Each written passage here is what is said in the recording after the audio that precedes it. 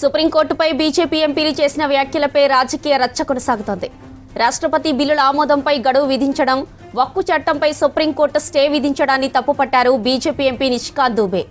ఇక దేశంలోని జరిగే అంతర్యుద్ధాలకు సుప్రీంకోర్టే బాధ్యత వహించాల్సి ఉంటుందన్నారు. కోర్టే చట్టాలు చేసినట్లయితే పార్లమెంటు ఎందుకని మూసేద్దామన్నారు. సుప్రీంకోర్టు జస్టిస్ ను రాష్ట్రపతి నియమిస్తారని, అలాంటి ప్రెసిడెంట్కు ఎలా ఆదేశాలు ఇస్తారని ప్రశ్నించారు. రాష్ట్రపతికి 3 నెలల గడువు ఇవ్వాలని ఏ చట్టంలో ఉందని ప్రశ్నించారు మరో బీజేపీ ఎంపీ దినేష్ శర్మ. సుప్రీంకోర్టుపై బీజేపీ ఎంపీలు చేసిన వ్యాఖ్యలను రాజ్యాంగంపై చేసిన దాడిగా అభివర్ణించింది కాంగ్రెస్. న్యాయ వ్యవస్థపై బీజేపీ ఎంపీ చేసిన వ్యాఖ్యలు రాజ్యాంగ ఉల్లంఘన అన్నారు కేసీ వేణుగోపాల్. న్యాయ వ్యవస్థపై ప్రత్యక్ష దాడి అన్నారు. సుప్రీంకోర్టుపై కామెంట్స్ చేసిన నిషికాంత్ దూబే, దినేష్ శర్మలపై చర్యలకు డిమాండ్ చేశారు కాంగ్రెస్ ఎంపీ మాణిక్కం ఠాగూర్. ఇక బీజేపీ ఎంపీల వ్యాఖ్యలపై దేశవ్యాప్తంగా విమర్శలు వస్తుండటంతో బీజేపీ హైకమాండ్ అలర్ట్ అయింది. దూబే, దినేష్ శర్మ వ్యాఖ్యలతో పార్టీకి సంబంధం లేదన్నారు బీజేపీ జాతీయ అధ్యక్షులు జేపీ నడ్డా. పార్టీ ఎంపీలెవరూ న్యాయ వ్యవస్థపై మాట్లాడొద్దని ట్వీట్ చేశారు. ఇక బీజేపీకి న్యాయ వ్యవస్థపై సంపూర్ణ విశ్వాసం ఉందన్నారు. ఇక ఇటీవల అసెంబ్లీలు పంపిన బిల్లులను గవర్నర్లు, రాష్ట్రపతి నిర్ణీత గడువులోగా ఆమోదించాలని తీర్పు చెప్పింది సుప్రీంకోర్టు. దీంతో దీనిపై ఉపరాష్ట్రపతి ధన్ఖడ్ స్పందించారు. కోర్టులు రాష్ట్రపతిని ఆదేశించడం కరెక్ట్ కాదన్నారు. న్యాయ వ్యవస్థలోని లోపాలపై ముందు దృష్టి పెట్టాలని సూచించారు. ఉపరాష్ట్రపతి వ్యాఖ్యల తర్వాత న్యాయ వ్యవస్థలపై బీజేపీ ఎంపీలు బహిరంగంగా పలు వ్యాఖ్యలు చేశారు.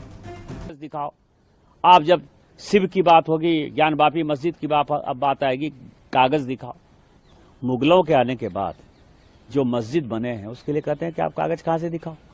इस देश में धार्मिक युद्ध भड़काने के लिए केवल और केवल सुप्रीम कोर्ट जिम्मेवार है।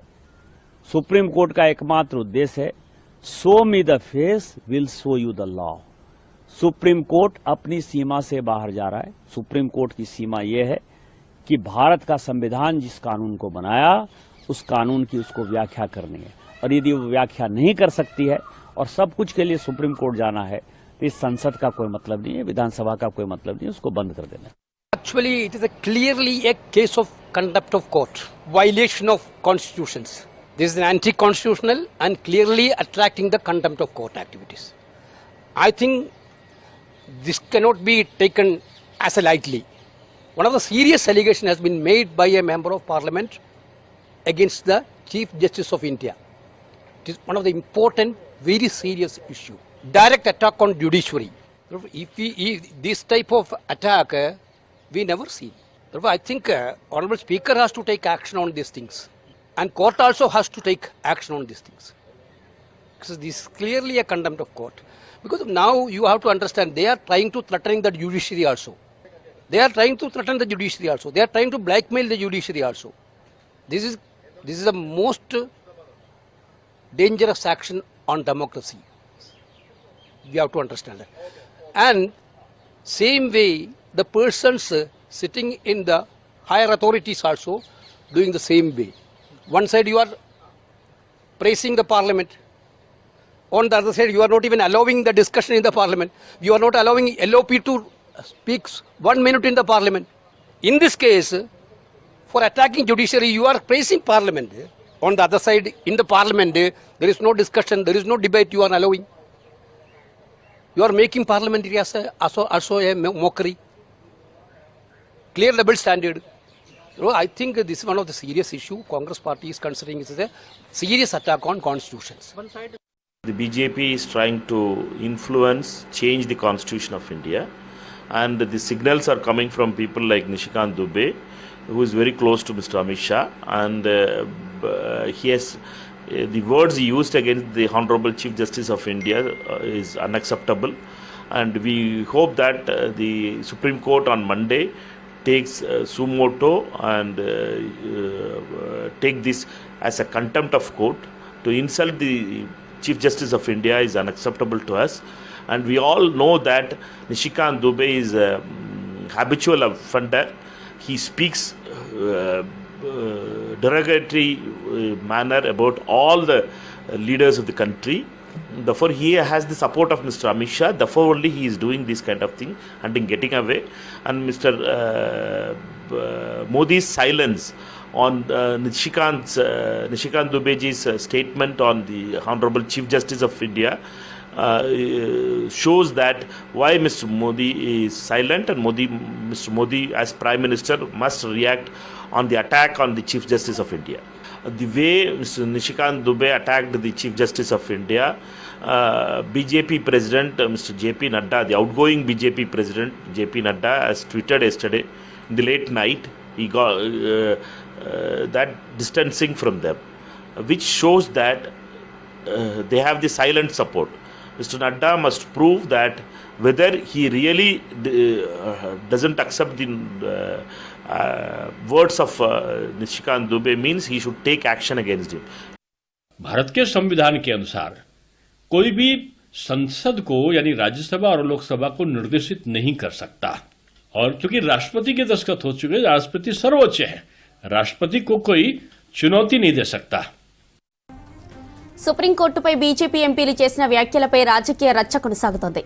రాష్ట్రపతి బిల్లుల ఆమోదంపై గడువు విధించడం, వక్కు చట్టంపై సుప్రీంకోర్టు స్టే విధించడాన్ని తప్పుపట్టారు బీజేపీ ఎంపీ నిషికాంత్ దూబే. దేశంలోని జరిగే అంతర్యుద్ధాలకు సుప్రీంకోర్టే బాధ్యత వహించాల్సి ఉంటుందన్నారు. కోర్టే చట్టాలు చేసినట్లయితే పార్లమెంటు ఎందుకని మూసేద్దామన్నారు. సుప్రీంకోర్టు జస్టిస్ ను రాష్ట్రపతి నియమిస్తారని, అలాంటి ప్రెసిడెంట్కు ఎలా ఆదేశాలు ఇస్తారని ప్రశ్నించారు. రాష్ట్రపతికి 3 నెలల గడువు ఇవ్వాలని ఏ చట్టంలో ఉందని ప్రశ్నించారు మరో బీజేపీ ఎంపీ దినేష్ శర్మ. ఇక ఇదే విషయానికి సంబంధించి మరిన్ని డీటెయిల్స్ మదార్ లైవ్ లో అందిస్తారు. మదార్, న్యాయ వ్యవస్థపై బీజేపీ నేతల కామెంట్స్, కాంగ్రెస్ లీడర్ల రియాక్షన్ ఏంటి? ప్రస్తుతానికి బీజేపీ ఎంపీలు చేసిన కామెంట్స్ రాజకీయ రచ్చకు తెరలేపాయని చెప్పుకోవాలి. కీలకంగా ఇద్దరు ఎంపీలు, రాజ్యసభ ఎంపీ ఒకరు, మరొకవైపు లోక్సభ ఎంపీ నిషికాంత్ దుబే, అలాగే దినేష్ శర్మ ఇద్దరు కూడా న్యాయ వ్యవస్థను క్వశ్చన్ చేసేలాగా, న్యాయ వ్యవస్థ తీసుకున్నటువంటి తీర్పులను తప్పుపట్టేలాగా వారు మాట్లాడినటువంటి కామెంట్స్ ఇప్పుడు హాట్ టాపిక్గా మారాయి. నిషికాంత్ దుబే అయితే ఏకంగా చాలా సీరియస్ కామెంట్స్ని ఆయన చేశారు. దేశంలో జరిగే సివిల్ వార్లకి ఇక సీజేఏ బాధ్యత వహించాల్సి ఉంటుందంటూ కూడా ఆయన చాలా సీరియస్ కామెంట్స్ ఇవి. అయితే బీజేపీ అగ్రనాయకత్వం ఈ ఇద్దరు ఎంపీలు చేసినటువంటి కామెంట్స్ వారి వ్యక్తిగతమైనటువంటి కామెంట్స్గానే పరిగణించాలి. వాటికి సంబంధించి బీజేపీ ఐడియాలజీకి ఎలాంటి సంబంధం లేదనేటువంటి అంశాన్ని ఖండిస్తూ బీజేపీ జాతీయ అధ్యక్షుడు జేపీ నడ్డా ఒక ప్రకటన విడుదల చేసినప్పటికీ కూడా ఈ ఇద్దరు ఎంపీలు చేసినటువంటి కామెంట్స్ అయితే రాజకీయంగా దుమారాన్ని రేపాయనే చెప్పుకోవాల్సి ఉంటుంది. నిషికాంత్ దూబే చేసినటువంటి కామెంట్స్కు సంబంధించి ఇప్పటికే చర్యలు తీసుకునేందుకు క్రిమినల్ కంటెంప్ట్, కోర్టు కంటెంప్ట్ కింద చర్యలు తీసుకునేందుకు అటార్నీ జనరల్ అనుమతి కోసం ఇప్పటికే సీజేఐ ఒక లేఖ అనేది కూడా రాశారు. దానికి సంబంధించి ఆయన అనుమతి అనేది కూడా తీసుకోవాల్సి ఉంటుంది ఆయనకు సంబంధించినటువంటి అంశానికి సంబంధించి. దాంతోపాటు కీలకంగా 2 అంశాలు ఇప్పటికే ఈరోజు మెన్షనింగ్ అనేది కూడా జరిగింది. ఆ సందర్భంలో కూడా జస్టిస్ బిఆర్ గవాయ్ ఇదే అంశాన్ని స్పష్టం చేశారు. ఇప్పటికే అటార్నీ జనరల్ అనుమతి కోసం ఇప్పటికే ఒక లేఖ అనేది కూడా రాశాము. క్రిమినల్ కంటెంప్ట్ కింద ఎవరైనా కేసు ఫైల్ చేయాలనుకుంటే ఖచ్చితంగా అటార్నీ జనరల్ లేకపోతే సొలిసిటర్ జనరల్ యొక్క అనుమతి అనేది కూడా తీసుకోవాల్సి ఉంటుంది. కాబట్టి దానికి సంబంధించినటువంటి అంశం పైన ఇప్పటికే కోర్టుల్లో ఉంది. దాంతోపాటు బీజేపీకి సంబంధించినటువంటి నాయకులు ఇద్దరు కూడా సుప్రీంకోర్టు న్యాయ వ్యవస్థ ఈ చట్టాలకు సంబంధించి ముఖ్యంగా పార్లమెంటరీ వ్యవస్థలో వేలు పెట్టడం కావచ్చు, లేకపోతే చట్టాలకు సంబంధించి ఆమోదం తెలిపేందుకు రాష్ట్రపతికి గడువు విధించడానికి కూడా తప్పుపడుతూ కామెంట్స్ చేశారు. సుప్రీంకోర్టు ప్రధాన న్యాయమూర్తిని నియమించేదే రాష్ట్రపతి. అట్లాంటి రాష్ట్రపతిని సుప్రీంకోర్టు ప్రధాన న్యాయమూర్తి కానీ లేకపోతే సుప్రీంకోర్టు ఎట్లా డిక్టేట్ చేస్తుంది అనేటువంటి అర్థం వచ్చేలాగా ఇద్దరు కూడా కామెంట్స్ చేశారు. ఇక న్యాయ వ్యవస్థే చట్టాలు చేసినట్లయితే పార్లమెంట్ వ్యవస్థ ఎందుకు, పార్లమెంట్ను మూసేద్దామంటూ కూడా వారు కామెంట్స్ చేశారు. ఇప్పుడు వాటిపైనే ప్రస్తుతం చర్చ అంతా కూడా నడుస్తుంది. దీనిపైన విపక్ష పార్టీలు ముఖ్యంగా కాంగ్రెస్ పార్టీ చాలా ఘాటుగా స్పందించింది. ఎప్పుడైతే రాజ్యాంగ వ్యవస్థను కాపాడేందుకు సుప్రీంకోర్టు ఇట్లాంటి కామెంట్స్ చేస్తుందో ఆ సందర్భంలోనే బీజేపీకి సంబంధించినటువంటి నాయకులు మాట్లాడేటువంటి మాటలు కావచ్చు, లేకపోతే సుప్రీంకోర్టును భయభ్రాంతులకు గురి చేసేలాగా లేకపోతే దాన్ని సైలెన్స్ చేసేలాగా వారు కామెంట్స్ ఉన్నాయి. అత్యున్నతమైనటువంటి పదవుల్లో ఉన్నటువంటి వారు కొంత సమన్వయం పాటించాల్సి ఉంటుంది. న్యాయ వ్యవస్థకు సంబంధించి న్యాయ వ్యవస్థను బెదిరించేలాగా ఈ కామెంట్స్ అయితే ఉన్నాయి. వీటికి సంబంధించి ఖచ్చితంగా కంటెంప్ట్ కింద వాటిపైన చర్యలు తీసుకోవాలి. స్పీకర్కు ఫిర్యాదు చేస్తాం. స్పీకర్ కూడా ఇట్లాంటి కామెంట్స్ చేసినటువంటి వారిపైన చాలా సీరియస్ యాక్షన్ అనేది కూడా తీసుకోవాలనేటువంటి అభిప్రాయాన్ని కూడా వారు వ్యక్తం చేశారు. ఇక అంతకుముందు ఉపరాష్ట్రపతి కూడా ఆల్మోస్ట్ న్యాయ వ్యవస్థకు సంబంధించినటువంటి అంశాలపైన ఆయన కూడా స్పందించారు. వక్ఫ్కు సంబంధించినటువంటి అంశం కావచ్చు, లేకపోతే అంతకుముందు జడ్జి ఢిల్లీ న్యాయమూర్తికి సంబంధించినటువంటి ఇంట్లో డబ్బులు తగలపడిపోవడానికి సంబంధించినటువంటి అంశాన్ని ఉటంకిస్తూ, అలాగే బిల్లులకు సంబంధించినటువంటి ఆమోదానికి సంబంధించి కూడా ఉపరాష్ట్రపతి కొన్ని కీలకమైనటువంటి కామెంట్స్ చేశారు. ఆ తర్వాత నుంచి కూడా ఆయన చేసినటువంటి కామెంట్స్ తర్వాత నుంచి కూడా బీజేపీకి సంబంధించినటువంటి ఎంపీలు అలాగే కొంతమంది ప్రజాప్రతినిధులు కూడా సుప్రీంకోర్టుకు సంబంధించినటువంటి జడ్జిమెంట్స్ని సవాల్ చేస్తూ లేకపోతే వాటిని తప్పుపడుతూ ఈ కామెంట్స్ని అయితే చేస్తున్నారు. వీటన్నిటిపైన కూడా విపక్ష పార్టీ నుంచి అంతే సీరియస్గా స్ట్రాంగ్గా వాటికి సంబంధించినటువంటి కౌంటర్స్ వస్తున్నాయి. ఖచ్చితంగా న్యాయ వ్యవస్థను భయభ్రాంతులకు గురి చేసేలాగా బీజేపీకి సంబంధించినటువంటి నాయకులు వ్యవహరిస్తున్నారు. వారి పట్ల బీజేపీకి సంబంధించినటువంటి అగ్రనాయకత్వం చర్యలు తీసుకోవాలన్నటువంటి డిమాండ్స్ కూడా ఓవైపు ఉన్నాయి. జ్యోతి.